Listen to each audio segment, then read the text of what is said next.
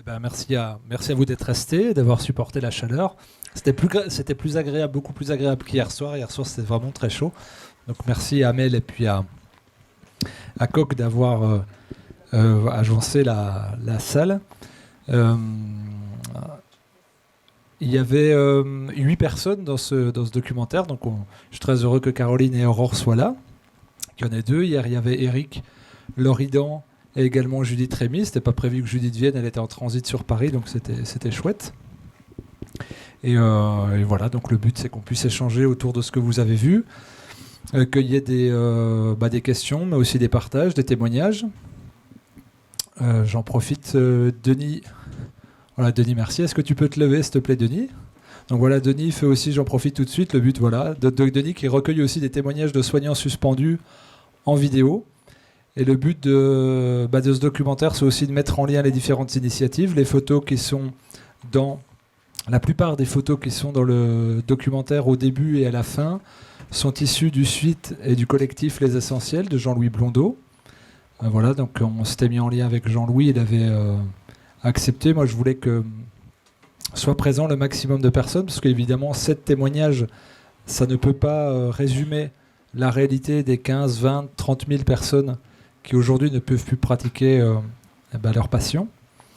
Mais c'était en tout cas d'essayer de faire du lien. J'ai changé un peu de la petite phrase d'intro justement pour la prochaine version du documentaire qui ne va pas changer d'un millimètre sur le contenu. Mais voilà, pour juste évoquer le nombre de soignants, parce que je pense qu'il n'y en a pas beaucoup qui réalisent en fait le nombre qu'il y a. Et donc dans ce projet-là, il y a l'idée aussi de mettre en lien les initiatives de même valeur. Donc le projet de Denis, le projet de Jean-Louis, mais il y en a d'autres. Il y a des livres de témoignages de soignants, Armand Sprecher par exemple, plein d'autres qui vont arriver. Et donc c'est d'essayer de donner la parole, de faire circuler la parole, à la fois pour les soignants, que ça donne une occasion de lire qu'il y a des réalités comme la leur qui sont exprimées, de participer à cette prise de parole, puis surtout aux soignants encore en poste qui ne veulent pas voir la réalité violente, comme le grand public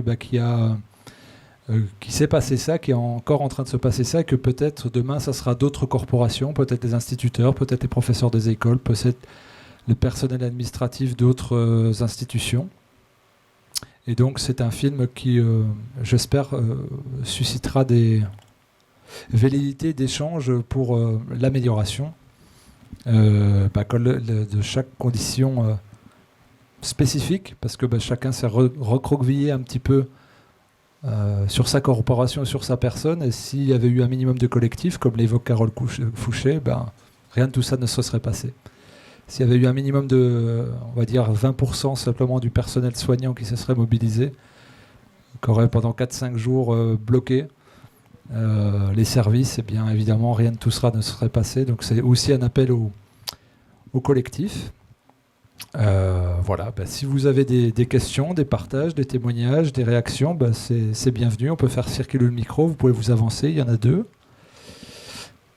Et voilà. Si tu veux t'avancer. Je vais me lancer. Juste, alors moi je ne suis pas soignant ni suspendu, juste pour savoir, parce qu'il y a peut-être des gens ici. Mais, pardon, on m'entend pas. Oui. Voilà. Dessous, comme là, ça. Comme ça, voilà. Ouais. Voilà. Moi, je suis très ému par ce documentaire qui est très, très, très bien construit. Alors, ému par ce qu'il contient, parce que j'ai honte depuis un petit moment. J'ai eu, de par le silence qu'il y a autour de ces gens suspendus. Je travaille de manière connexe au médical et donc j'ai eu l'occasion d'échanger avec des amis ou clients chirurgiens et moi je ne comprenais pas leur passivité, donc c'est bien retranscrit dans ce documentaire. Après, les choses ont été ce qu'elles sont, c'est-à-dire qu'effectivement, s'il y avait eu suffisamment de prise de position, certaines choses ne seraient pas arrivées. Et là où Alors, au-delà de l'émotion du documentaire, je suis très content qu'il existe et merci d'avoir fait ce projet et de la manière dont il est construit aussi pour la fin, qui est quand même plus, je dirais, plus heureuse, parce qu'il y a des moments où c'est quand même, voilà, ça nous touche, enfin, si on est... je pense, si on a un petit peu de sensibilité. Et donc, le fait qu'il soit présent, ce documentaire, ce que ça appelle en moi, c'est de me dire, c'est super qu'il soit là, parce que je pense qu'il ne faut jamais couper le lien, même avec des gens avec qui on ne comprenait pas leur position ou ils ne comprenaient pas la nôtre. Je dis ça parce qu'effectivement, je ne suis pas vacciné, bon, c'est pas un scoop, on s'en fout. Mais ce que je veux dire, c'est voilà, comment on peut. C'est un élément parmi d'autres qui existe pour essayer de redonner de manière très élégante de l'information sur la réalité, sur ce qui peut aussi en découler. Donc, comment on voit la suite de ce documentaire en termes de son expansion, parce que je pense que. Enfin, moi, pour ma part, je suis prêt à prendre pas mal de DVD et à les offrir à mes amis et surtout à mes ennemis, qui ne sont pas des ennemis, mais enfin, voilà, des gens qui n'ont toujours pas tilté, parce qu'il dit beaucoup de choses. Voilà, je voulais juste dire ça et ouvrir un petit peu pour la suite du documentaire, mais merci. Merci à toi, merci beaucoup. Merci. Bien sûr que le documentaire, c'est une main tendue, c'est pour ça que les personnes que j'ai été chercher, elles avaient une approche non violente, elles n'avaient pas une approche il pouvait y avoir de l'amertume, de la désillusion, de la tristesse, mais pas de colère, pas d'aigreur, pas de rancœur, pas faire porter la culpabilité sur les anciens collègues. Voilà, donc ça c'était important pour moi, parce que si c'est pour rester entre soi et faire un documentaire qui soit agressif, larmoyant, sans proposition, de mon point de vue, c'est... Maintenant, aujourd'hui, peut-être en octobre-novembre, ça aurait eu un sens, mais aujourd'hui, en le sortant au mois de mai-juin, pour moi, ça n'en a plus. D'où l'ouverture sur la fin avec quelque chose de vraiment positif et une main tendue vers demain, évidemment, mais vers tout le monde, en fait. Quand j'ai proposé à Aurore de danser, je lui ai envoyé des interviews, mais en audio. Et elle m'a dit, mais je me sens tellement coupable. Alors qu'elle est au courant de ce qui se passe. C'est-à-dire que ça a tellement été masqué, ça a été tellement dissimulé que même aujourd'hui, la plupart des gens pensent que ça n'a pas existé. Et puis de toute façon, vu qu'il n'y a plus de passe, ils ont, au pire, ils ont touché le chômage pendant 5-6 mois, quoi. Et c'est dramatique. C'est-à-dire dans un silence complet, tout le monde est devenu aveugle sur ce sujet. Et j'ai pas envie que la culpabilité, ça appartient à le sentiment de culpabilité, mais en fait qui est une colère déguisée, saine, qui a été transmutée artistiquement. Elle doit faire place au dialogue et à la compréhension et de se dire, mais comment j'ai pu me laisser abuser ? Comment on a pu me raconter cette histoire-là ? Comment on a pu dissimuler 15, 20, 30 000 histoires humaines ? Comment un criminel peut toucher le RSA et comment quelqu'un dans le métier de soigner, qui est allé au front, qui a pris des risques sur un virus inconnu, qui a mis des sacs poubelles, qui a fait des heures sup, qui a mis sa santé et sa famille de côté, comment on peut le traiter moins qu'un criminel pour quelque chose qui n'a pas de sens. Et donc, poser cette question, c'est déjà être violent. Mais elle est en filigrane tout le long. Mais ça sert à rien de l'appuyer, ça sert à rien de la verbaliser, ça sert à rien de culpabiliser. Parce qu'évidemment, pour faire société ensemble, ça passera pas par la colère, mais ça passera par une compréhension. Et donc évidemment qu'il y a des soignants non suspendus qui commencent à se réveiller. Le but, je suis très content, le collectif Réinfo Covid de Lyon, on va sûrement faire une projection le 15 ou le 16 juin, souhaite imprimer des tracts et les distribuer en fac de médecine. Et ce que Louis appelle dire attention, si vous êtes médecin, en fait, n'oubliez pas que surtout vous voulez soigner. Vous ne voulez pas participer à un protocole déshumanisé. À la base, vous aimez les gens, vous aimez la santé des gens. Et donc, c'est que ça fasse débat et que ça fasse réfléchir. Il n'y a pas de vérité, évidemment, dans ce documentaire. C'est celle des gens, c'est la mienne au montage, c'est la mienne avec le biais de mes questions, c'est celle d'Aurore dans sa danse, c'est celle de Cécile dans la musique. Mais peut-être qu'en mêlant la compréhension, la proposition de chacun, on va trouver un espace médian dans lequel on va pouvoir se retrouver et construire, et puis comprendre aussi que ce documentaire-là, il est fait d'un point de vue historique et sociologique. Pour pas qu'on oublie, parce que les affres de l'actualité se succédant rapidement, on peut oublier en fait ça. On peut oublier des personnes qui ont été négligées. Donc oui, c'est une main tendue, oui, c'est une ouverture au dialogue. Et pour ce qui est de sa diffusion, comme la soirée de ce soir, tout sera en participation libre et consciente. Donc c'est aussi une proposition pour comment on peut échanger demain autour de n'importe quel projet. Et donc pour toute volonté de projection, on pourra nous contacter via ma maison d'édition Exuvie à l'adresse doc@exuvie.fr, et on enverra un lien de téléchargement dans lequel il y aura le film, bien sûr, en qualité, en haute définition, plus un PDF dans lequel il y aura le projet de Denis, le projet de Jean-Louis, le projet collectif des soignants unis, les informations du syndicat Liberté Santé, les groupes et les antennes locales de Réinfo Covid, les raisons d'être de Réinfo Santé et toutes les initiatives locales pour les soignants. Et qu'on mettra à jour au fur et à mesure. Et ensuite, on proposera à ceux qui veulent de faire des projections au chapeau et de reverser le plus simplement possible sur l'association Le Sens qui soutient mes projets pour en faire d'autres. Et donc ça sera au chapeau aussi, virtuel ou autre. Et donc le but, c'est que le film fasse débat. Et le fait de le faire en participation libre et consciente, c'est aussi pour que l'argent ne soit pas un prétexte et un frein à pouvoir regarder. C'est-à-dire, il y a des gens qui vont forcément le regarder pour le critiquer, parce qu'il y a Éric Loridan, parce qu'il y a Louis Fouché, parce qu'il y a Grégory Pamar, qui sont plutôt dans l'actualité. Et le but, c'est de les surprendre. Et si on y allait de manière trop offensive, le dialogue ne serait pas possible, en fait. Donc voilà, si vous voulez faire passer le mot à des groupes, à des collectifs, à des lieux, à des cinémas qui seraient susceptibles d'être intéressés, évidemment que c'est plus que le bienvenu. Caroline, je te laisse t'exprimer un petit peu.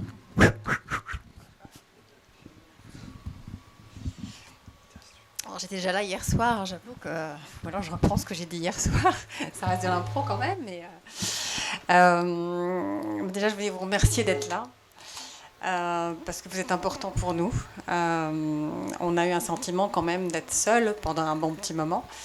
Se débattre un peu tout seul en allant chercher un avocat. Enfin voilà, on a bien vite senti l'importance de se rassembler. Et on l'a fait. On s'est organisé. Parce que comme toute résistance, en fait, c'est un peu le secret, c'est que ça s'organise. Et c'est très souterrain, mais c'est comme des racines qui se développent un peu partout. Et ce que j'ai envie, moi, c'est qu'un jour ça sorte. Et je pense que vous aussi. Et c'est ce qui met tout le sens à ce qu'on fait. Alors, c'est un peu l'approche de la psychologue, retrouver le sens. Mais je pense que si vous êtes là aussi, c'est que vous recherchez aussi à remettre du sens à ce qui se passe aujourd'hui. Et on arrive à en remettre parce que déjà, on commence par se rassembler et à essayer d'unifier nos pensées, nos analyses, qui nous aident à comprendre. Plus on comprend, plus on domine, d'une certaine manière, ce monde qui est non maîtrisable, mais néanmoins, on le maîtrise un peu plus. Et on se conforte en étant plusieurs. Et donc, j'ai pas fait exception, surtout pas. Je me suis bien rassemblée. J'ai rejoint Réinfo Covid. J'ai rejoint un groupe soutien soignant où j'ai rencontré plein de gens super. Enfin, moi, comme je le dis dans le documentaire, que j'ai été au Prud'homme. Donc ça n'a rien donné, hein. Mais c'est le principe, c'est de dire non, je veux pas de ce truc. On a été plusieurs à y aller. Là, aujourd'hui, je pars au fond, donc c'est un autre recours, c'est plus long, mais on lâche pas, en fait, on se bat. On se bat et aussi on se soutient. Louis Fouché parle de créativité, donc on se crée tous. J'aide à créer, quand je peux, j'ai monté des groupes de parole avec des personnels suspendus. Il n'y a pas que des soignants, par parenthèse, il y a aussi des administratifs. Et c'est voilà, c'est précieux parce que on est à des niveaux différents de réactivité. Certains sont plus bloqués, plus encore tétanisés, ou quand d'autres sont déjà relancés, prêts à... on peut chercher un travail en fait, suspendu, mais pas le même. Voilà, on apprend tout ça. On a été très encadré par des avocates qui se battent. Je suis réellement impressionnée par toute cette fourmilière en fait qui s'organise autour de nous, mais autour d'une cause. C'est pas un hasard en fait. On se bat pour ces soignants parce que quelque part on représente une symbolique. Parce qu'au fond, ce qu'on veut, c'est éviter la même chose à d'autres.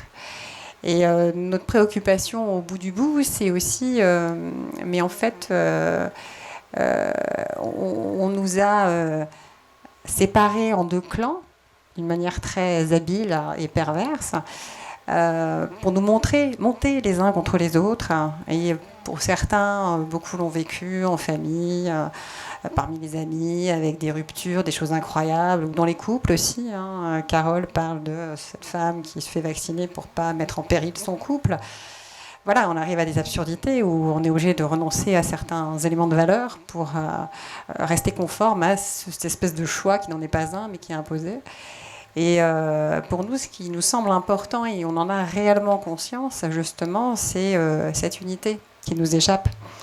Et c'est d'œuvrer dans ce sens, et de rester fidèle à ça, c'est rassembler, même avec les non-vaccinés, justement sortir de ce discours qui est justement clivant, pour être dans l'exact opposé, en fait, ou le complémentaire, j'ai envie de dire, un peu comme le yin et le yang, quoi. On ne fonctionne pas en opposition, mais bien en complémentarité. Comme l'homme et la femme, ils ne sont pas opposés, ils sont complémentaires. Enfin, voilà. Vaccinés, non vaccinés, c'est pareil, en fait. On n'est pas opposés, on est complémentaires. Et ça change tout, en fait. Et voilà, donc notre préoccupation, c'est aussi la santé de ces personnes, parce que nous, on se protège en réalité dans notre posture, on assume intégralement ce qu'on a décidé, ne pas se faire vacciner par manque de recul, comme l'explique très bien Carole Fouché. Les études ne sont pas très concluantes en fait par rapport à cette pseudo-vaccination, donc nous, on s'est plutôt rassurés à se dire on a fait le bon choix.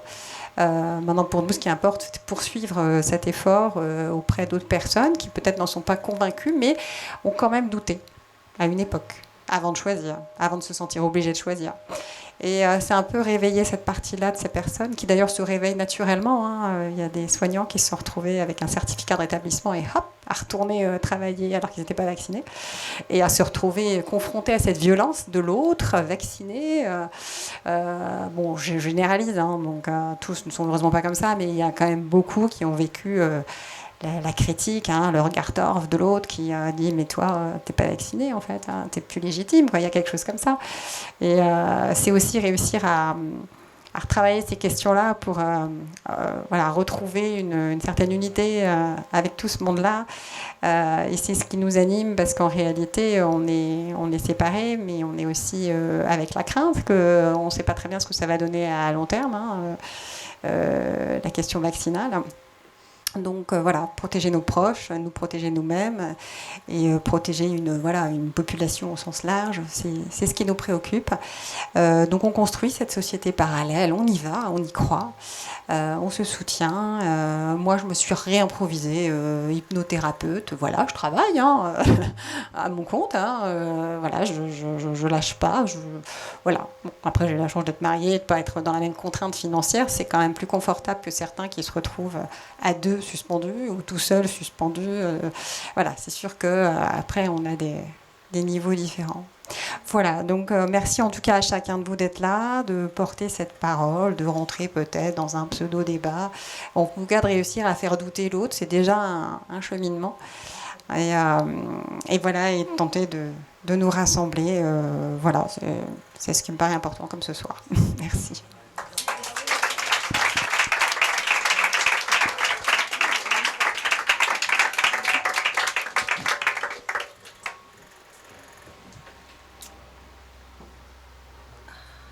fait fuir. Il faut rester. Il faut rester.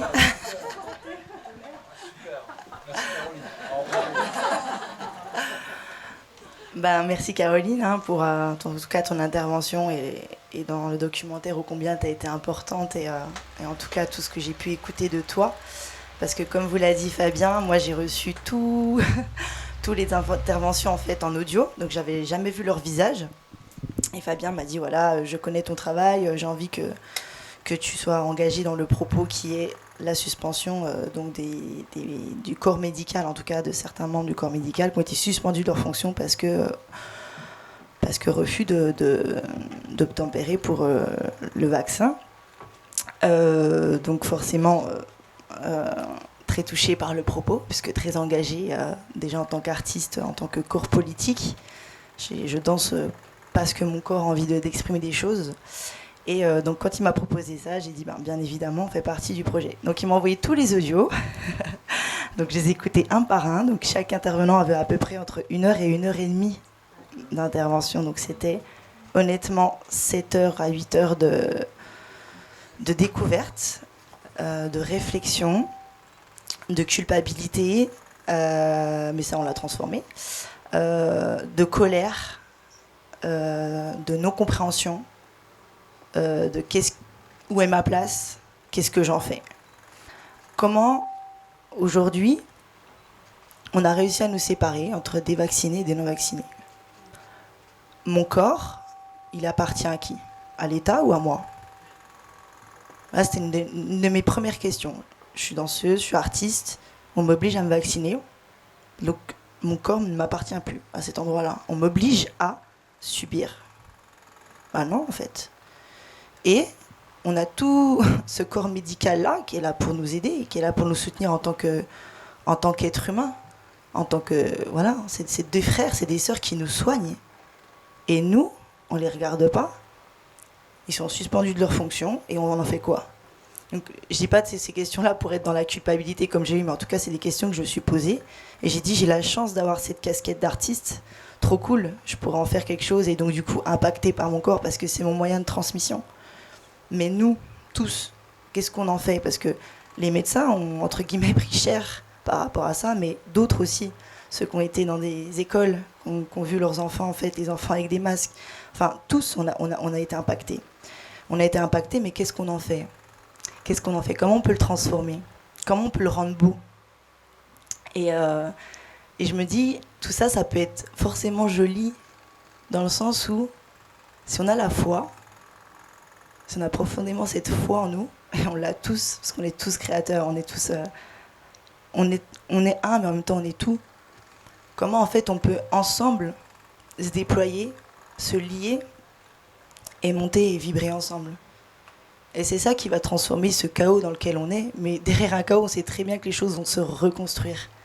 Donc c'est en s'aidant, c'est en étant seul. C'est en lui justement... merci Fabien, parce qu'il a créé en fait du lien entre l'artistique et le médical. Je n'y connais absolument rien dans le milieu hospitalier. Je ne sais pas si tu connais un peu le milieu de la danse ou... Non, et du coup, on est ensemble. Et juste... si on est dans ce lien-là, dans cette vérité et dans cette authenticité-là, alors c'est à chaque âme, en fait, qu'on doit être connecté. Et même si les gens non vaccinés, voilà, qui ont des propos qui nous impactent, mais en fait, c'est des âmes aussi. À quel endroit on les questionne et on les amène vers nous ? C'est pas là, c'est ici, viens vers nous. Comment on peut les impacter ? Par notre art. Enfin, vous tous, vous avez la réponse. Et le but, c'est de former ce groupe et de s'élever. Voilà, parce qu'on fait tous, comme je dis, partie de la même famille d'âmes. Voilà.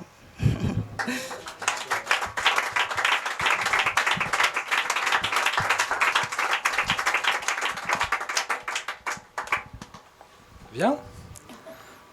Déambule, déambule. Faut pas te cacher, faut que tu viennes.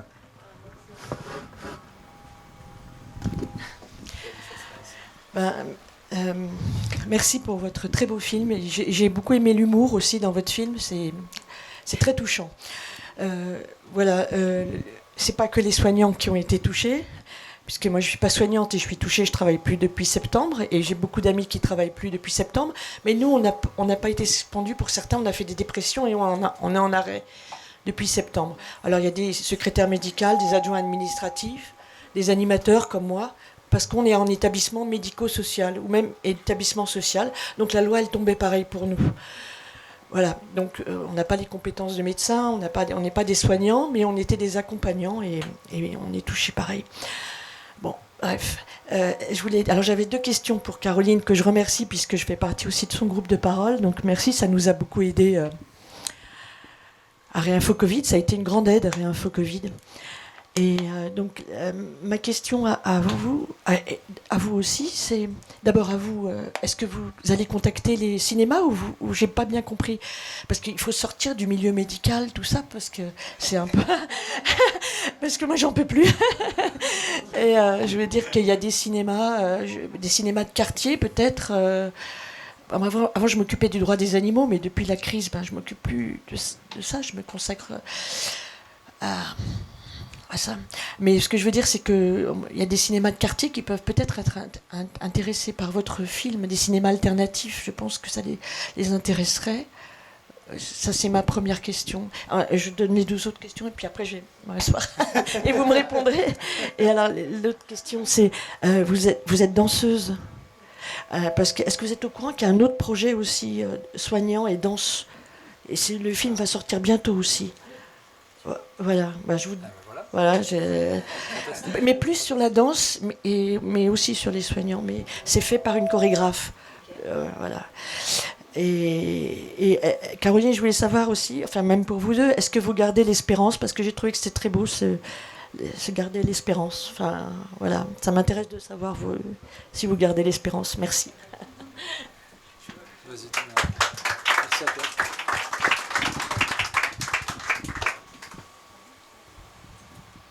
Ah oui, je vais répondre à la question. J'attendais comme un con. Oui, alors, c'est le sujet de faire connaître après quelque chose. Je dirais que ça m'appartient plus. Le travail de démarcher, de faire de la communication, de faire des projections, c'est un autre travail.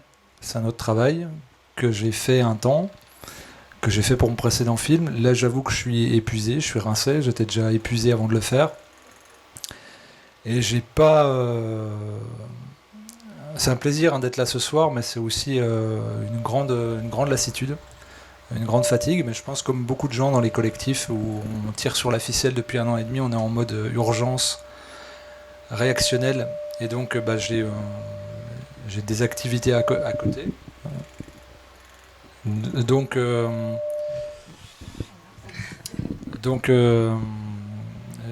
j'ai besoin d'aide en fait pour le démarchage de manière très claire. Ouais, je suis trop près de l'enceinte. Voilà, donc en fait, là, c'est pour ça que je le mets en participation libre. Et puis, en fait, il faut contacter les cinémas, démarcher les cinémas, motiver les gens localement pour qu'ils demandent au cinéma que le film vienne, parce que le cinéma va prendre s'il a un potentiel économique. Le cinéma a bien sûr une image, donc moi je suis éditeur, donc je vois bien ce qu'on me dit aussi, c'est que je suis un complotiste. Donc voilà, donc c'est très dur pour moi économiquement, pour la maison d'édition. Donc des films comme ça, ils sont connotés. Mon nom est connoté, celui de Louis Fouché est connoté, celui de sa femme, enfin le nom de Fouché est connoté, celui d'Éric Loridan, de Grégory Pamard est connoté. Donc on a pu constater, ça va venir, t'inquiète. Donc il y a beaucoup de lâcheté. Il ne faut pas avoir peur des mots, beaucoup de lâcheté. Moi, on m'appelle, des amis m'appellent pour me demander si je suis d'extrême droite, si je suis antisémite. Donc, je dis mais je comprends pas ta question en fait. T'es ami à Louis Fouché et Mehdi Belhadj Kassem, c'est des antisémites. D'accord. Mais t'es mon ami depuis 25 ans, en fait. Donc, c'est quoi la question derrière? Donc, si des gens qu'on connaît depuis 25 ans se posent des questions puis mettent une distance, évidemment qu'un cinéma inconnu va pas aller se griller pour faire venir 100 complotistes. Je me fais pas d'illusions là-dessus. Ça ne m'intéresse plus. J'ai eu l'occasion de le faire pour mon premier film documentaire sur le jeûne. Et en fait, mais c'est ça qui me donne beaucoup d'espérance, c'est que les petits cinémas d'art et essai indépendants, par mépris cultureux, n'ont pas pris de documentaire, mais par contre, les UGC l'ont tous pris, les Mégaраmas l'ont pris, parce qu'ils ont vu une opportunité économique de faire venir des gens qui n'étaient pas clients de ces cinémas-là. Et là, je suis très heureux, c'est que il est projeté au Mégarama de Besançon, donc c'est un gros complexe, tout nouveau, place centre-ville, gros truc. Et en fait, le directeur m'a dit, mais moi je te soutiens, je sais qui t'es, j'ai vu ton film, je t'ai vu fonctionner. Bien sûr qu'on fait une projection. Donc je compte sur... bien sûr, je vais mettre de l'énergie, mais je pourrais pas en mettre beaucoup parce que j'en ai plus beaucoup et que en faisant ce film, j'ai mis aussi en difficulté mon entreprise. Et donc je compte sur le relais de chacun, puis il aura la vie qu'il a. Et puis c'est pour ça que je disais, je l'ai fait pour qu'il fasse débat. J'espère qu'il va faire beaucoup de projections, mais je l'ai fait aussi parce que je suis éditeur, parce que j'aime l'archive et que je me considère plus comme archiviste que comme éditeur. Donc on ne pourra pas l'enlever. On ne pourra pas enlever cette réalité-là, et c'est ça pour moi qui compte. Et après, les gens s'en empareront s'ils le veulent. Je compte sur vous, évidemment, pour en parler. Et c'est pour ça que je le mettrai en participation libre. Il fera sa vie. Et donc c'est OK. C'est OK pour moi, il fera sa vie. Et je pense qu'on est beaucoup dans cette dynamique-là à faire des choses. Moi, je fais beaucoup de conférences avec... et beaucoup de partages, de week-ends avec des gens pour qui c'est très dur, avec des soignants. Et la démarche de puissance et d'humilité par rapport à la confiance qu'ils accordent à l'autre et à la vie, je trouve ça exemplaire, extrêmement inspirant. Et quand Caroline dit ce collectif, je ne le sens pas vibrant en face, moi je le vois sur le terrain. Et quand en fait les gens sont dans la merde, on voit leur vraie nature. Donc j'ai vu vraiment des soignants et des gens qui sont engagés, qui sont dans la merde et qui gardent cette pudeur et qui fonctionnent. Et quand on est dans la merde, on ne peut pas se cacher, on ne peut pas cacher sa personnalité. Donc ça me rend extrêmement optimiste. Il n'y a pas besoin d'être un grand nombre pour changer la société, il y a besoin d'avoir une puissance. Et donc pour tout ce qui se passe, pour tous les projets, ceux de Denis, ceux de Jean-Louis, celui-là, peu importe, je pense que ça fera une masse commune, et peu importe que ça va ruisseler partout. Jean-Louis Blondeau parle de faire une galerie d'art, une exposition, des photos des soignants suspendus, tout ça. Je pense que les gens vont être bombardés d'informations, parce que même là, il y a un projet qu'on ne connaissait pas, et on va les laisser se développer. Et par exemple, pour mon premier documentaire qui était plus grand public, qui était mieux fait, qui avait une meilleure production, et blablabla, j'avais pas eu de médias. Demain, il y a André Berkoff qui est intéressé pour parler du docu, donc je vais pouvoir aller en parler. Je vais toucher forcément d'autres gens que le cercle où on est. Peut-être que d'autres vont relayer, etc. On va voir. Mais ça, en tout cas, c'est des opportunités de le faire rayonner. Et si vous pouvez laisser un petit témoignage sur les réseaux sociaux, il n'y aura pas de frein financier. Les gens pourront le regarder juste en cliquant. Et c'est ça, en fait, le truc, c'est qu'il n'y aura pas de prétexte. 1h30, c'est pas long. Pour entendre et accepter de voir une réalité aussi douloureuse soit-elle. Ce que j'espère surtout, en fait, c'est qu'il y a des gens qui restent avec leur torpeur et leur douleur, qui puissent se dire « on a parlé pour moi et j'ai eu une occasion de parler ». Parce que faire société avec une névrose, ça va être compliqué. Faire société avec de la douleur dans le bide, de la peur, de l'aigreur, de la rancœur, de la colère, de la haine, pour certains, ça ne sera pas possible. Donc voilà, donc je ne suis pas dupe de ce qui peut se passer en termes de communication, mais je suis aussi extrêmement enthousiaste sur le fait qu'il y ait des gens qui soient touchés, qui puissent participer à le véhiculer, donc ça se fera. Désolé d'avoir parlé aussi longtemps.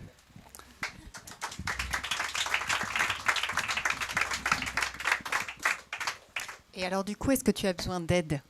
Oui, parlez-en, en fait, relayez dès l'instant que je ne sais pas comment, parce que je voudrais le sortir sur YouTube pour que ça soit le plus large, mais Bon, là, je commence à avoir des vidéos censurées rétroactivement, donc des vidéos que j'avais publiées il y avait 1 an et demi, des entretiens avec Louis notamment. Donc là, ça, voilà, voilà, bref, des entretiens, enfin bref. Donc si c'est pour faire sauter la chaîne, c'est pas utile parce que c'est mon moyen de communication quasiment unique aujourd'hui pour faire connaître mon travail d'éditeur. Donc c'est une réflexion. Donc si je le mets sur Vimeo, il y aura moins de vues. C'est tout un travail. Les gens se rendent pas compte en fait que faire connaître comment. Ouais, mais on va rester entre nous sur Chromebunker. C'est ça le problème, c'est que on pourra toujours le voir. Oui, il existera en DVD. Je vais en faire un DVD avec les bonus. Mais pareil, il y a peu de gens qui ont des lecteurs DVD. Encore une fois, donc on reste dans ce truc-là. Donc je vais essayer je vais le mettre sur Vimeo. C'est là que la qualité visuelle sera la meilleure. Et puis je vais essayer qu'il y ait un maximum de maillage et puis qu'il soit hébergé à différents endroits, sur Crowdbunker, sur Odyssey. Et les gens pourront le répliquer où ils veulent. Et puis voilà. Puis j'espère surtout en fait, c'est le réel qui m'intéresse. On a trop de virtuel, on a trop bouffé d'écran tout seul.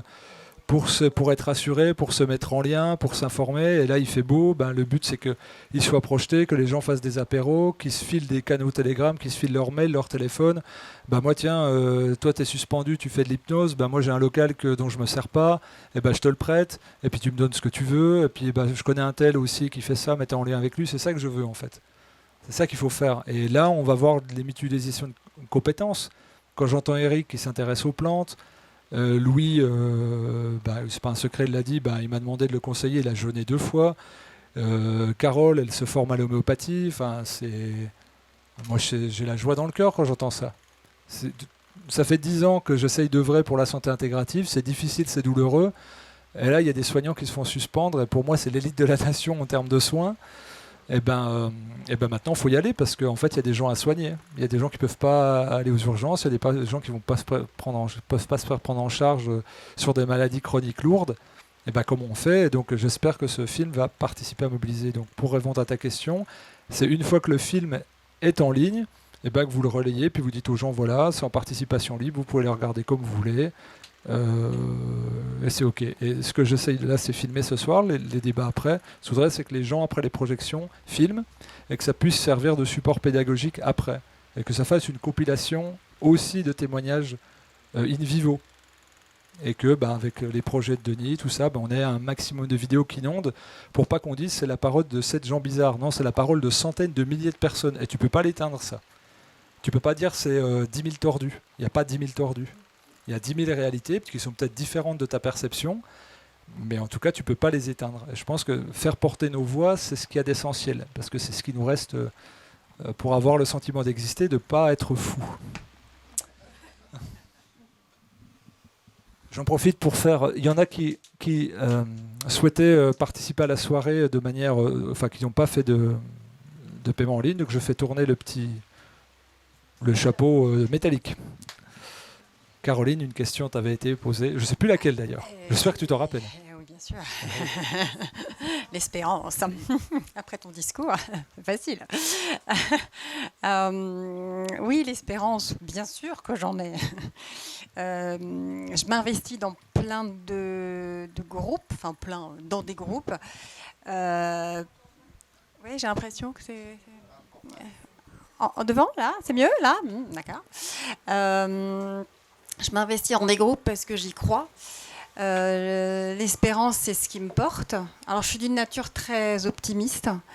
C'est de la même façon, quand j'ai un patient devant moi, je crois toujours qu'on va faire des miracles. Donc, voilà, j'ai ça qui me porte depuis toujours. Donc, j'y crois. C'est ce qui met du sens dans ma vie. Et de rencontrer des gens qui vivent la même chose que moi... En fait, moi, ça me soutient. Sentir tout le monde qui est présent, même si c'est un monde sélectionné, ça me soutient. Voilà, moi, je me sens totalement investie. Par l'espérance, c'est quelque chose qui me porte. Et après, Fabien, tu parles de ta difficulté. Moi, je réfléchis à comment... formuler une ébauche de solution. Je me dis qu'avec les beaux jours, peut-être qu'on peut tous s'amuser, entre guillemets, à faire des projection privée sur son lieu de vacances. Allez hop, au camping. Ouais, ça ferait une chouette animation, ça. Tu dis pas ce que c'est. C'est sympa. Il va falloir des modérateurs, mais en tout cas, ou avec des personnes peut-être que vous pouvez sentir ouvertes. Voilà, je veux te montrer quelque chose. Je pense que c'est important que tu le saches. On n'est pas obligé d'en parler après, mais juste que voilà, tu vois ce que c'est. Moi, je suis en contact avec des gens comme ça. Ça peut être juste intéressant juste de porter à la connaissance des gens, parce qu'en fait, ils ne savent pas. L'ignorance, c'est quand même un poison dans cette société. Et ce gouvernement sait très très bien le manipuler, ce levier. Donc, quelque part, vous apportez un élément qui permet à ces personnes d'être un peu plus compétentes. Et puis peut-être de s'éveiller sur le fonctionnement de notre monde d'aujourd'hui. Que peut-être ça fait des années en fait qu'on nous ment sur plein de trucs et qu'on ne l'avait jamais vu, que là aujourd'hui on l'expérimente, on le voit et c'est un peu effractant. Nous là maintenant ça fait depuis septembre et avant qu'on évolue, qu'on est en contact avec ça et je me dis que c'est autant de temps qui nous permet de nous ajuster dans cette compréhension. Les personnes qui ne sont pas encore alignées à ça, vous n'allez pas les transformer en documentaire qui dure 1h30. Enfin, je veux dire, c'est du temps. Donc tout s'imprime dans le temps. La temporalité, on ne peut pas la négliger. Donc c'est accepter qu'on puisse éventuellement amener une information et puis peut-être amener un doute. Mais avant de convaincre, il va s'écouler du temps. Donc et puis il y aura des mouvements là aussi de masse pour que ça puisse se modifier. L'espérance, je l'ai aussi parce que en tant qu'hypnothérapeute, mon travail s'est transformé. C'est-à-dire que je m'appuie toujours sur ce qu'est l'individu, ce qui le constitue. Je ne suis pas magicienne, donc je pense qu'il y a. Et je lève éventuellement des barrières de défense qui sont peut-être un peu trop massives et qui bloquent la personne. Et en fait, en levant un petit peu ces barrières, peut-être qu'elle va commencer à accéder à quelque chose d'autre et puis commencer à se transformer. Et puis à se voir se transformer, à arriver à des petites victoires. En fait, elle acquiert une autre posture vis-à-vis d'elle-même et vis-à-vis du monde. Donc tout est affaire de progression. Ce qu'on vit aujourd'hui, comme le dit... ils le disent tous, sauf moi. Je vous le dis maintenant. Non. Bon, qu'importe, je l'ai peut-être dit avec toi, mais c'est pas sorti là. Mais pour moi, ce qu'on vit, c'est effectivement une chance, comme ils disent. C'est une transition. On a quitté un état d'équilibre. On bascule dans un état de crise, qui est par nature un état de déséquilibre. C'est une transition avant de retrouver un état d'équilibre. Et ça, c'est physique. Et donc ça, l'espérance, je l'ai, parce que je sais qu'on y reviendra. Alors, c'est affaire de temps. Mais voilà, c'est physique, c'est mathématique, ça reviendra, de toute façon.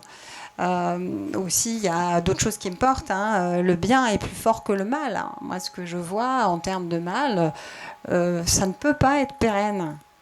Donc c'est une bascule qui fait comprendre qu'on va buter sur un extrême, mais quand on l'aura tellement expérimenté ses travers et ses défauts et ses souffrances, en fait naturellement on revient à l'équilibre.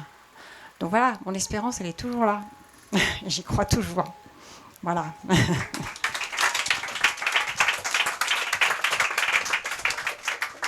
L'image que Louis laisse à la fin, de dire dans tous les interstices, désolé pour l'agression, qu'il laisse, c'est que il reste le lien à la fin. Il reste toujours le lien et c'est ça qui est important, que ça s'infiltre partout. Donc quand je vois les projets, c'est ça qui est intéressant dans un collectif comme Réinfo, c'est qu'on a l'opportunité d'aller localement et on voit une effervescence. Et une des choses qui m'a le plus marqué, on était avec Louis à Bagnols-sur-Mer, il y a une personne qui vient me voir. Elle m'a dit, vous parlez souvent de la santé. Nous, on a racheté un manoir à 1 million d'euros et on en a fait un dispensaire. Je dis putain, vous êtes riche dans les Pyrénées-Orientaux. 1 million d'euros, ben dit 1000 actionnaires à 1000 euros. J'étais subjugué par tant de créativité. C'est-à-dire, réussir à fédérer 10 personnes, c'est pas évident.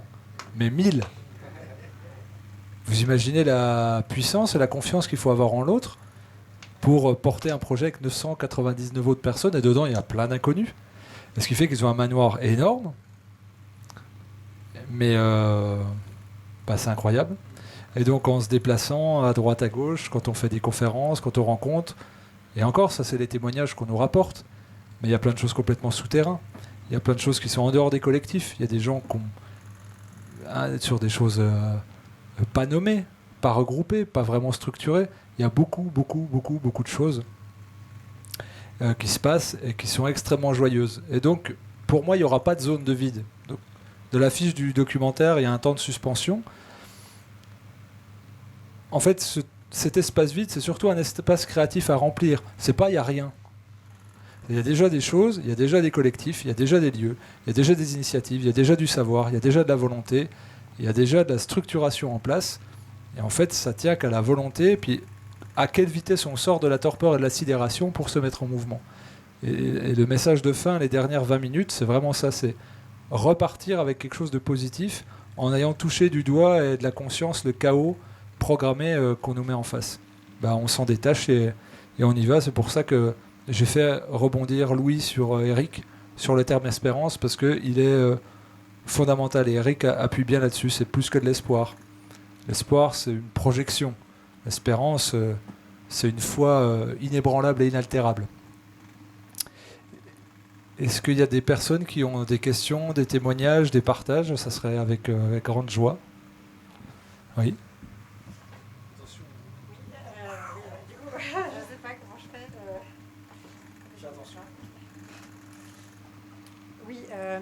Alors moi je suis pas soignante ni suspendue, mais j'ai beaucoup d'admiration pour toutes les personnes qui sont dans ce cas, y compris celles qui sont pas soignantes, puisque donc il y a des artistes.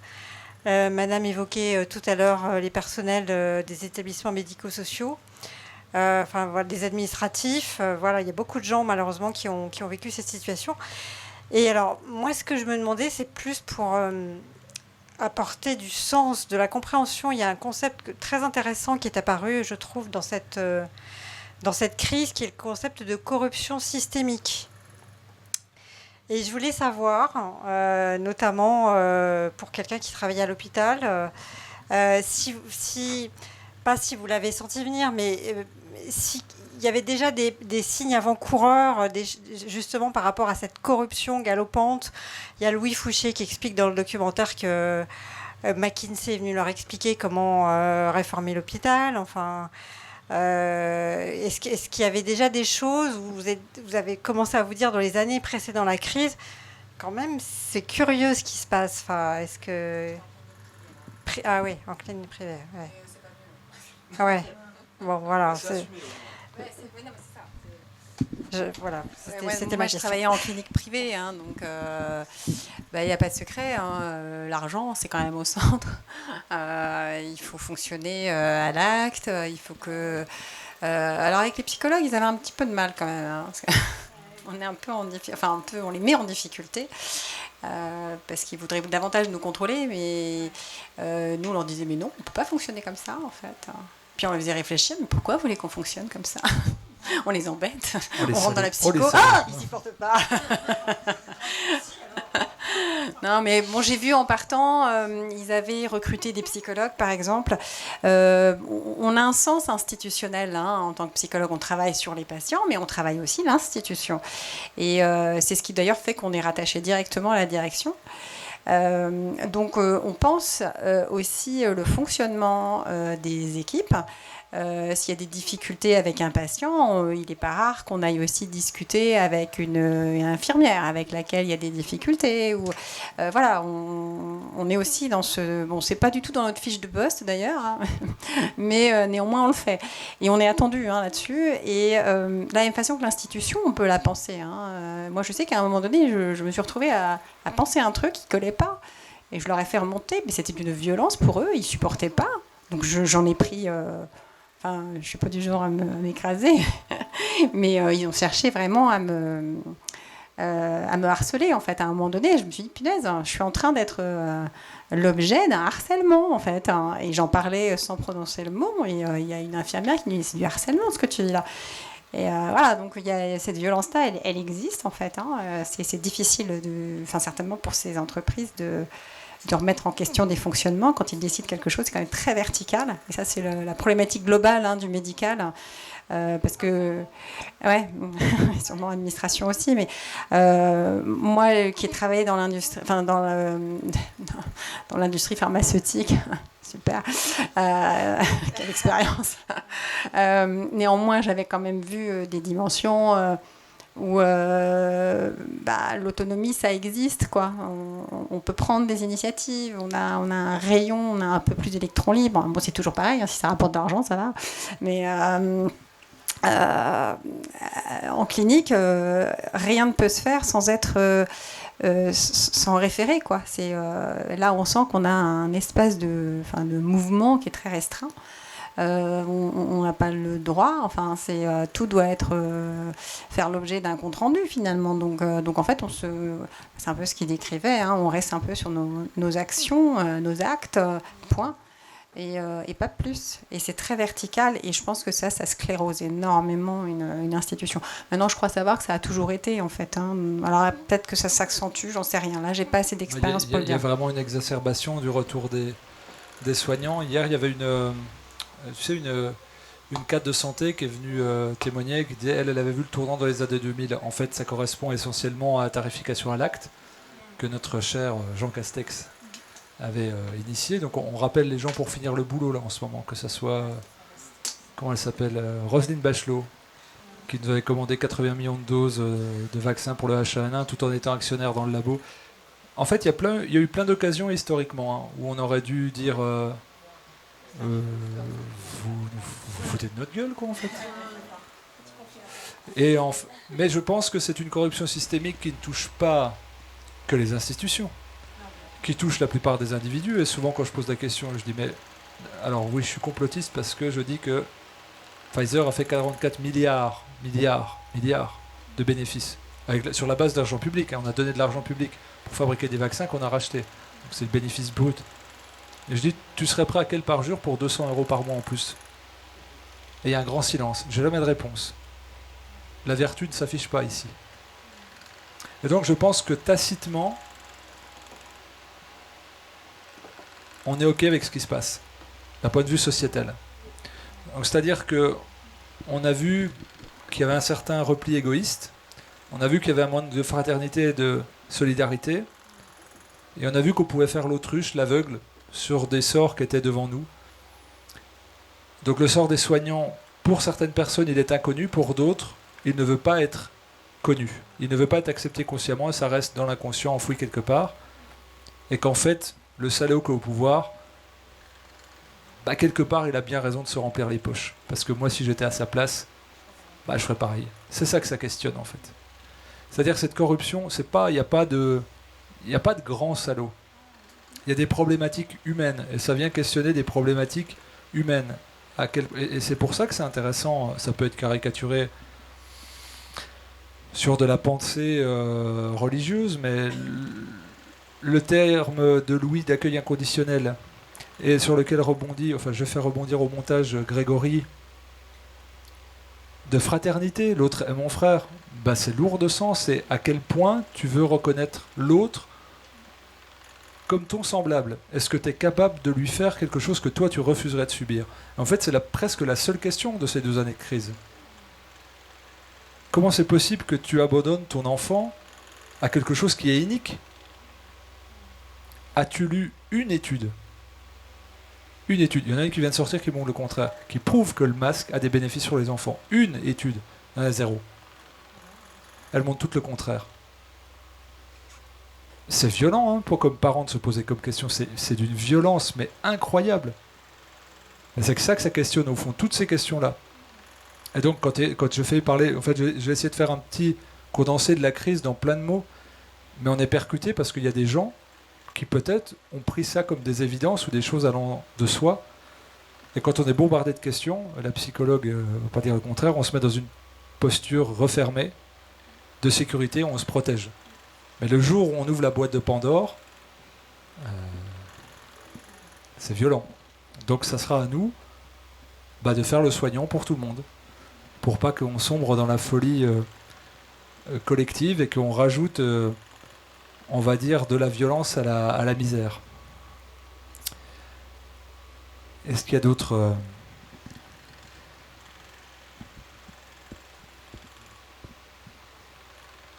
Oui. Alors la question c'est est-ce qu'il y a d'autres projections de prévues à part Besançon, non, mais il y a plusieurs collectifs locaux de Réinfo qui vont le projeter, qui se sont déjà manifestés vers moi pour le projeter. On va essayer de le projeter, on est en train de voir ça, le collectif de Lyon le 15 ou le 16 juin, puis après, comme je vous disais, il va être disponible, donc les gens feront ce qu'ils veulent. Justement, l'intérêt de faire... alors, on va démarcher des cinémas, mais j'aime le concept de projection sauvage, j'aime ça en fait. Et en fait, je suis curieux, impatient de voir des photos, de voir des vidéos de ça, comment ça peut vivre. Et je l'ai fait vite, parce que c'est un documentaire d'urgence évidemment, et je veux qu'il se diffuse vite, pareil, avant l'été, donc il n'y a rien, il faudra suivre, je pense que je vais répertorier sur mon site internet exuvie.fr, sur la fiche du film, il y aura les dates des projections, et voilà, je pense, j'aimerais bien que ça se fasse sauvage ou bouche à oreille, j'aimerais bien ça en fait. Hier, il y a quelqu'un qui a dit tiens, on fait un stage, là on va être 60, on peut le projeter. Bien sûr, vas-y. Donc j'aimerais que ça soit à la fois structuré, pas structuré, en plein air, sur des terrasses. Enfin voilà, j'aimerais ça en fait. Puis qu'après on échange autour d'un verre, et puis qu'on s'engueule pas, qu'on donne nos points de vue, et puis qu'il n'y ait pas de vérité qui sorte, il y a juste une capacité de. Voilà. Donc on va démarcher des cinémas, parce qu'on a un numéro au CNC, et puis on verra bien, mais déjà je remercie encore une fois Mel d'avoir fait... voilà, donc il y a Francis Lalanne qui vient dans pas longtemps, donc c'est un lieu où on peut parler ici. Et je ne savais pas, moi je connaissais pas Mel, donc on peut applaudir Mel. On peut applaudir Mel et Coq, voilà, il est en bas, et Coq aussi, donc c'était pas gagné, on a bloqué ça il y a la semaine dernière, quoi. Ça s'est fait à l'arrache au dernier moment, donc merci à lui d'avoir fait confiance, voilà, un peu à l'instinct, et puis c'est chouette, moi je suis content. Petite salle, il y a un côté intimiste, on est en plein Paris, c'est cool, ça me va bien. Et on peut échanger, on peut se voir, faire des grandes salles. Oui, vas-y. Je suis un peu surpris, alors qu'en fait, on sait que dans chaque profession des psychologues, il y a des collectifs nationaux, il y a un collectif national de psychologues, il y a effectivement un collectif de directeurs d'établissements de santé, il y a effectivement une association de directeurs de soins, et alors que c'est difficile de point de vue individuel de se lancer pour défendre effectivement des soignants, mais là il y avait effectivement une manne d'organiser une réunion avec ces collectifs qui existent pour dire allez, on monte tous, on en discute, on fait une réunion et puis on donne notre point de vue. Individuellement, on ne peut pas le faire, c'est difficile en tant que psychologue ou de directeur d'établissement de santé de prendre la parole par rapport à toute cette masse-là. Et là, il y avait quand même la possibilité de le faire à travers ces collectifs. Je ne comprends pas pourquoi il n'y a pas eu effectivement des réunions de réflexion en se disant non, il y a quelque chose qui se passe, il faut qu'on monte au créneau. C'est le nœud du problème. Je pense que chaque collectif a ses raisons d'être. Chaque collectif peut avoir aussi ses zones de... pas d'ombre vraiment de zone limite, il y a un peu d'ego dans certains groupes, il y a de l'orgueil, il y a aussi des précarés, des fois il y a des vérités un peu politiciennes, des fois il y a dire non, nous on va attendre, on va occuper ce terrain-là plutôt. C'est pas évident en fait de se coordonner parce que derrière un collectif il y a des représentants. Je suis d'accord, mais à un niveau plus large, je veux dire, à quel moment les syndicats arrivent à se regrouper, par exemple, est-ce que les enseignants ont réussi à se regrouper ça a été très dur. Il y a des collectifs citoyens qui se sont montés à la hâte. Il y en a d'autres qui sont bien structurés, d'autres moins. Et en fait, c'est très dur de se coordonner. Il y en a pour qui manifester, c'est essentiel, d'autres pas du tout. Il y en a pour qui c'est un chaos nécessaire, il faut le laisser se dérouler. Bref, il y a des raisons d'être qui sont complètement différentes. Moi, je peux te rejoindre intellectuellement et de manière absolument pragmatique. Peut-être aussi, peut-être, c'est une question, que ce qu'on vit là est nécessaire et qu'en fait, le temps du questionnement et de la turpitude individuelle est nécessaire pour vraiment se positionner, mais avec force, avec conviction, pour plus bouger d'un millimètre de manière personnelle, et que peut-être c'est seulement maintenant le temps de la structuration. Et qu'avant, il y avait beaucoup de gens qui étaient dans la peur, dans la peur de perdre quelque chose, dans la peur de l'anathème, dans la peur d'être associé. Voilà, pour parler de collectif, il y en a qui vont dire vous n'allez pas vous associer à machin, il est comme ça quand même.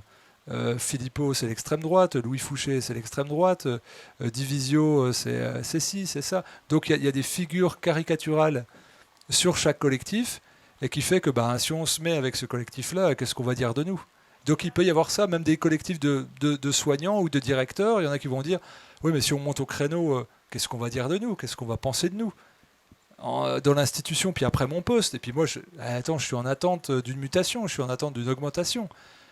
Donc c'est un peu là-dessus qu'on se fait un peu tout savoir, et que vu qu'il y a eu une imminence à s'engager, il n'y avait pas tout ce temps-là de travailler en profondeur sur les valeurs et sur le positionnement. Moi, c'est un point de vue. Mais j'entends ce que tu dis, et c'est vrai que moi, ce qui m'a désolé, c'est pour les...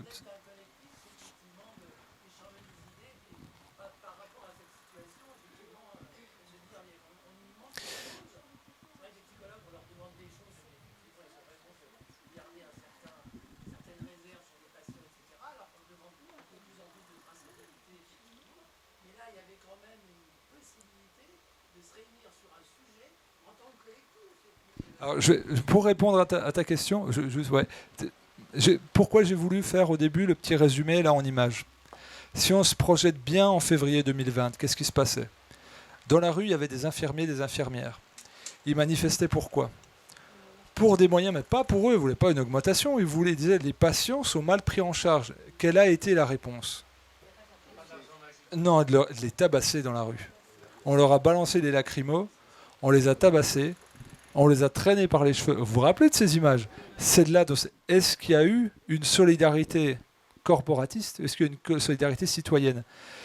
Les Gilets jaunes se sont fait arracher les mains, se sont fait crever les yeux pour réclamer de la dignité au nom de tous. Donc en fait, des occasions de tester la puissance du collectif, la puissance du nous par les autorités, a été entreprise. Ces gens-là sont divisés, ces gens-là sont égoïstes, ces gens-là ne sont pas solidaires. On porte les stockades. C'est ça que ça raconte. Et donc, quand on a subi ces traumatismes et cette violence-là, faut tout recréer. Et pour moi, c'est que maintenant qu'on est dans la structuration, et plus dans le temps rapide, d'être dans la réaction urgente, de s'adapter, merde les masques, merde les picouzes, merde ci, merde ça, comment on fait les confinements. On était dans l'urgence. Et maintenant que l'étau se dessert un peu, évidemment, c'est le temps long de la structuration. Et c'est là où c'est âpre, où c'est dur, et où il faut rester en lien et ronger son frein et tourner sa langue 7 fois dans sa bouche en disant ce que je vais dire. Il ne faut pas que l'autre il le prenne comme une agression, il ne faut pas qu'il le voie comme une prise de pouvoir, il ne faut pas qu'il le voie comme quelque chose de moralisateur. Et ça, c'est long, c'est de la diplomatie, c'est du temps long, c'est de la structure, c'est obligatoire et nécessaire. Mais voyant d'où on est parti, voyant la déliquescence du nous, du collectif, en France, on partait de trop loin. On a laissé trop de choses se dérouler sous nos yeux, trop de violence, trop d'injustice, pour pouvoir, d'un claquement de doigts, pouvoir remettre tout ça à zéro, puis dire ça y est, on a un collectif unifié. Parce que tout avait été pulvérisé, et on s'était recroquevillé, en se disant, oui, les Gilets jaunes, ils sont un peu antisémites quand même. Vous vous rappelez qu'on a dit ça quand même ? Vous vous rendez compte de ce qu'on... Enfin, on a laissé dire des choses comme ça. C'est-à-dire, on prend d'assaut les médias, ce qui a été fait. Vous n'avez pas le droit de dire ça. Vous n'avez pas le droit. Vous mentez. Ces gens-là manifestent de manière pacifique. Il y a eu des gens qui ont fait de manière violente, ils ont été mis de côté, ils n'appartiennent pas à ce groupe-là. quelles sont les revendications, invitez-les sur les plateaux de télé, faites-les parler. Et eux, ils avaient été, pour essayer de ne pas être caricaturés, d'être informes sans représentant. C'était beau, mais ça a été récupéré, amalgamé. Et je pense que fort de cette expérience-là, la plupart des collectifs sont échaudés en se disant à quel point on va pas pouvoir se faire caricaturer vite pour être complètement détruit et ne plus être en lien avec les autres collectifs. C'est ça qui est dur en fait. Mais moi je comprends, j'adhère à 100% avec toi. Bien sûr que c'est le défaut de solidarité qui a rendu tout cela possible. 1000 fois oui, mais pour moi on partait de trop loin. Ouais, tout à fait. Et puis je pense que c'est totalement la stratégie de ce gouvernement en fait. Ça a été diviser, isoler, faire peur, insécuriser les gens. À partir du moment où les gens sont isolés, finalement, enfin on l'a vu, les syndicats se sont jamais mobilisés par rapport à la question de l'obligation vaccinale. On s'est dit c'est bizarre en fait. C'est peut-être là qu'ils devraient intervenir. Et en fait, pas du tout. Et ça dit quelque chose de l'interdit. Tout le registre de la censure qui était aussi présent. On voyait bien, je sais pas, sur LinkedIn, quand vous lisiez un truc, vous dites tiens, c'est marrant, il n'est plus là, l'article. Mais ça colle pas. Enfin, c'est quoi ce monde ? J'ai une personne que j'ai connue en juillet 2021 qui bossait à Martinique et on échange ensemble.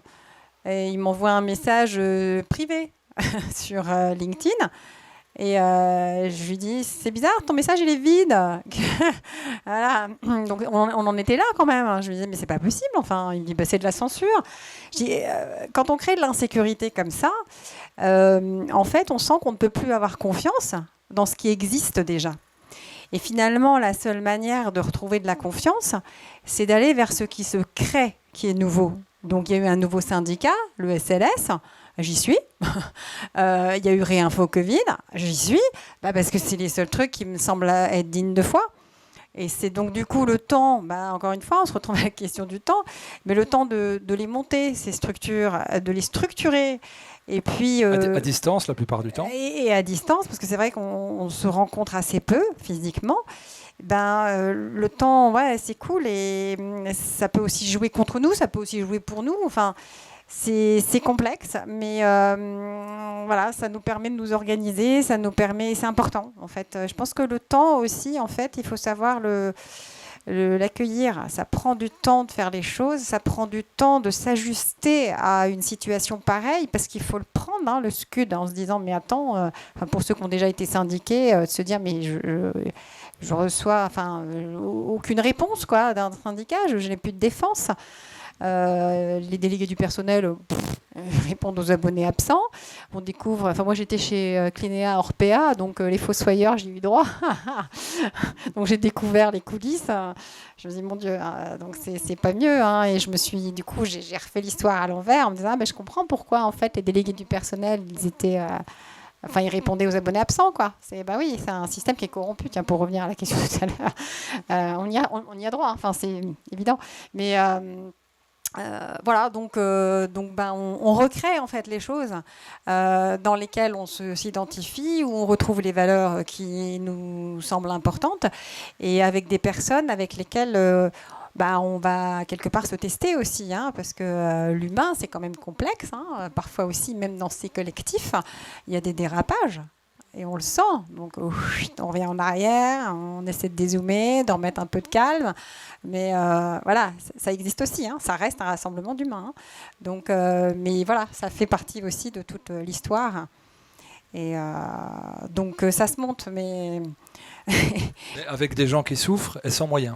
Et à distance. Et oui. Et en ayant basculé en plus dans quelque chose que je trouve assez passionnant en fait à vivre personnellement, c'est qu'on est devenus des gens minoritaires. Ça n'arrive pas à tout le monde en général, on est minoritaire. Enfin, j'ai l'impression, ça c'est mon analyse.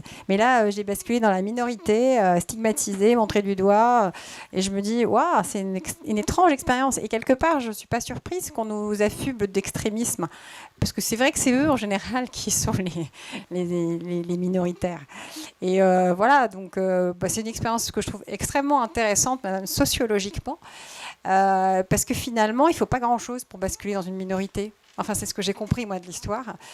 Et de la stigmatisation, enfin, l'humain, quand je dis qu'il est complexe, on sent bien que les gens, pour comprendre le monde, ils ont besoin de le résumer à quelque chose de le plus simple possible.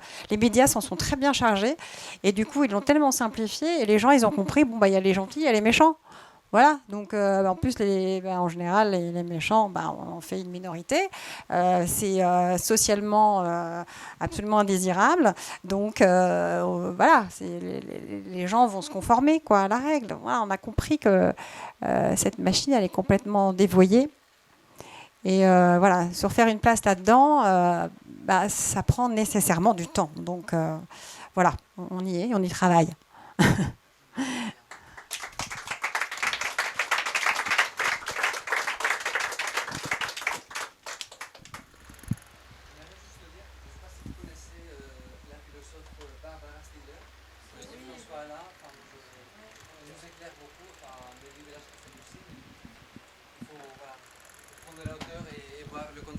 Enfin, je pense qu'il faut voir le contexte politique, quoi. Là, c'est le symptôme, en fait, ce qui se passe socialement, mais c'est le modèle néolibéral qui pourrit, en fait. Tout notre malheur, c'est le modèle néolibéral, en fait. Et donc, il faut le remettre en cause et en prendre conscience et donc aller vers du collectif pour le remettre en cause et le pousser vers la sortie. Ouais, elle parle de libéralisme totalitaire. C'est ça, c'est du totalitaire, c'est une forme de totalitarisme. Bonsoir à tous. Avant tout, merci pour ce film parce que il y en a tellement peu qui parlent des soignants suspendus. Mais moi, je voulais parler. Je suis désolée d'autre chose. Quand on est soignant, on ne peut pas s'empêcher de penser aux patients.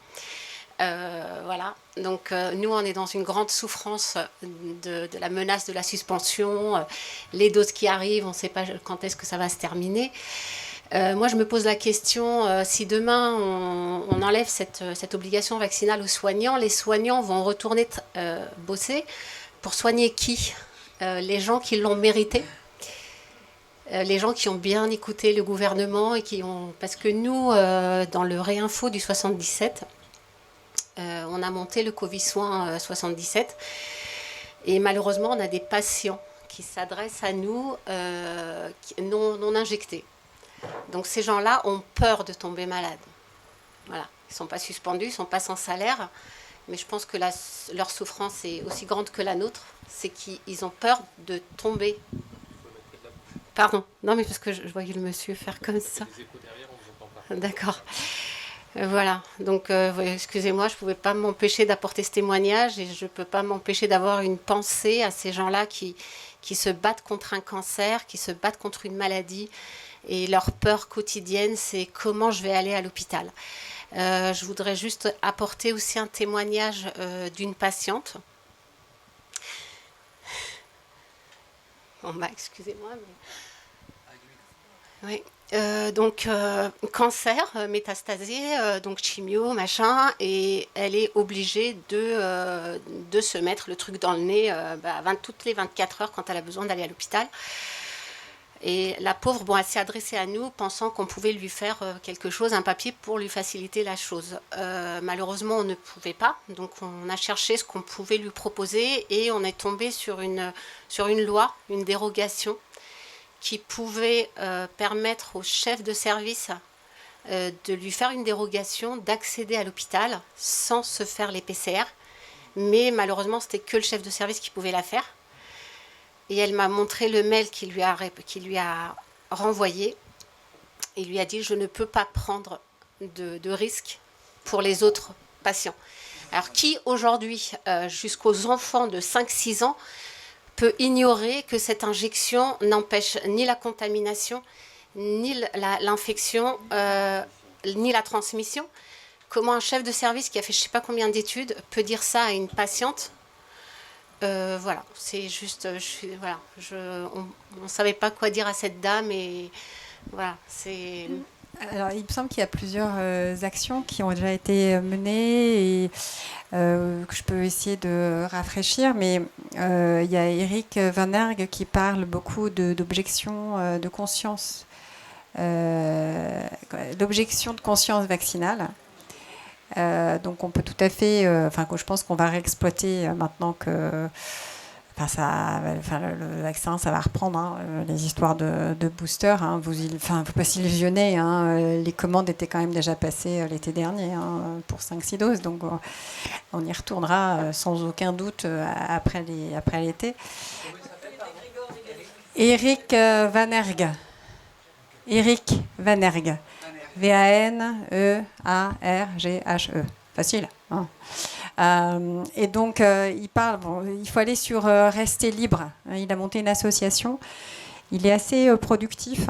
Il avait aussi monté, je crois que c'était lui, un système de shaming où en fait il utilisait une batterie de personnes volontaires pour écrire, en fait, en expliquant mais comment ça alors il paraît que vous avez refusé que Madame Machin se pointe chez vous sans le test, mais enfin elle a un concert, voilà, vous faites valoir tous vos arguments et vous le démultipliez le courrier par un certain nombre de personnes, ce qui fait qu'en fait ça vient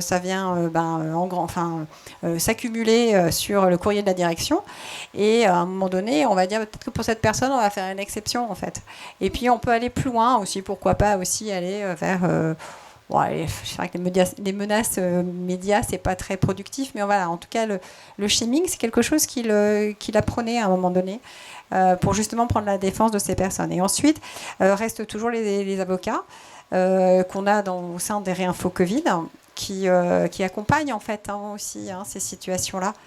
Là je suis un peu moins au point, mais faut pas hésiter à aller taper à la porte d'avocats qui sont impliqués là-dedans. Excusez-moi, c'est les mêmes avocats que sur Soutien Soignant ? Ouais. D'accord. Ouais. Là je penserais plus à Diane Prota qui est dans la santé publique. Marion. Qui ? Marion. Maud Marian, ouais. Après, je sais pas si elle est très, mais pourquoi pas. Oui, elle aussi certainement. Hein, absolument. Hein. En tout cas, ils peuvent être de bons conseils. Hein, et puis, il y a eu déjà des expériences comme ça qui ont été menées, donc. Voilà, j'en ai entendu. Je sais que Eric Van Erg avait fait un truc avec une femme atteinte de cancer qui ne pouvait plus aller, enfin, en gros, se pointer au service chimio, et elle ne pouvait pas rentrer. Enfin voilà, donc ça a fait l'objet d'un shaming. Hein. Ça n'a pas duré en fait. Donc voilà, en fait, il faut toujours agir. Le truc, c'est parler de la peur. Mais la peur, c'est ça qui bloque en fait, hein. Ça tétanise. Donc c'est essentiel de ne pas se réfugier là-dedans, ou c'est sentir qu'à un moment donné, on se remet en mouvement. C'est le dogme que j'ai appliqué, que j'ai proposé d'appliquer dans tous les groupes de parole. Je me tourne vers toi, Clara, parce que justement le piège, c'était de rester dans la sidération, dans la peur. J'ai été empêchée de travailler, on m'a pris mon salaire, on m'a pris mon boulot, j'ai plus rien, mais qu'est-ce que je fais ? Plus rien. Si on reste là-dedans, ça peut durer des mois en fait. Donc l'idée, c'est attention, on remet du mouvement, c'est-à-dire on va chercher du travail, ou alors si on est en arrêt de travail, on va trouver une activité en association. Ça marche plus. Voilà, enfin, on se bouge, hein, et on cherche des choses, qui ait du sens. Hein, il ne s'agit pas de bouger pour bouger. Hein, donc c'est rechercher, une valeur qui nous active, et puis on la travaille, mais voilà, on ne reste pas dans la sidération et dans la peur, parce que la peur, c'est contre-productif. Donc une personne qui a peur, c'est déjà comprendre comment se détourner de ça.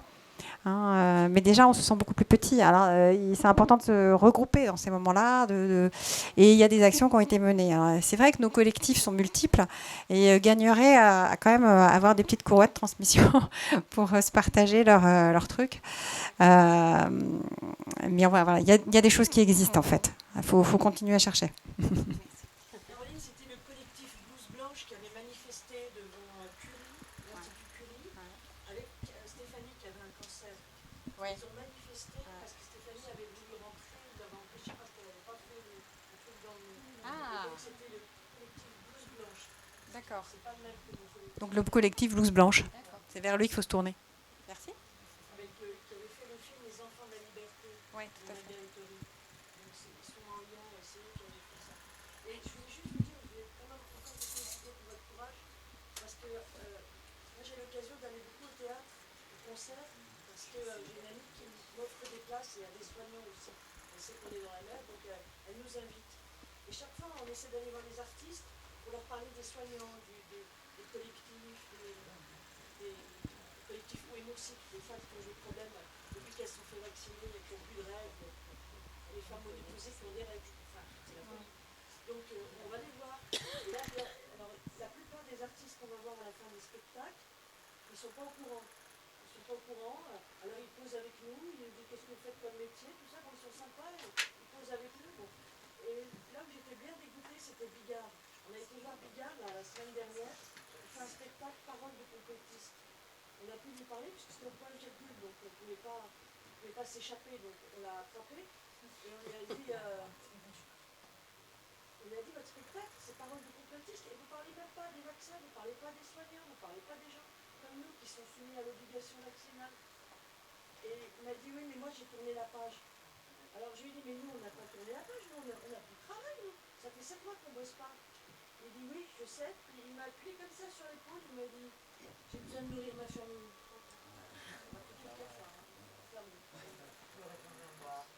Je pense que pour Bigard, je sais pas, je connais pas. Mais je pense que le fait qu'il est du jour au lendemain, ça a fait on-off. Je pense qu'on lui a mis un coup de pression phénoménal. Et que derrière, j'ai besoin de nourrir ma famille, à mon avis, c'est on va te mettre un contrôle fiscal, mon pote, tu vas pas t'en relever. Ou peut-être que un accident est vite arrivé. Parce qu'il était quand même très véhément à un moment donné, ça montait, et du jour au lendemain, plus rien. Et on n'éteint pas la parole de quelqu'un qui l'a libéré comme ça. Hein. Donc je pense que c'est très trouble, c'est très opaque. Peut-être, j'espère qu'un jour on pourra savoir, mais que là, qu'il ait disparu littéralement des médias, pour moi, c'est pas pour le coup de la lâcheté ou du désengagement. Peut-être qu'il s'est dit là, faut que je protège les miens, quoi. Je pense qu'il y a quelque chose de comme ça. Je veux pas parler, mais ça paraît bizarre quand même à tel point qu'il était engagé. Il allait sur les plateaux, il mouillait la chemise, il prenait des coups, il en avait rien à faire, il faisait des vidéos et ça a été vraiment blanc-noir, quoi. Donc peut-être qu'il a dit ça en ode, mais qu'en off il y a d'autres raisons. Je connais pas, hein, mais quand on voit il y a d'autres personnes qu'on connaît. Ouais, on va y aller. Donc j'en profite pour remercier Mel qui est là, qui n'était pas là. Donc Mel au fond, applaudissements pour Mel. Voilà, merci. Et donc, voilà. Et donc, Francis Lalanne va passer ici, ce qu'il me disait. Donc il va donner le 14 juin. Et donc, c'est une salle qui est disponible. Si vous avez des groupes, au moins vous savez qu'ici on peut se retrouver, voilà, et on a l'espace libre pour échanger. Bon, on pourra échanger d'ailleurs dehors, là on peut se retrouver dehors, boire un coup et prendre du temps. En tout cas, un grand merci de vous être déplacés, d'avoir réservé votre soirée, et un grand merci.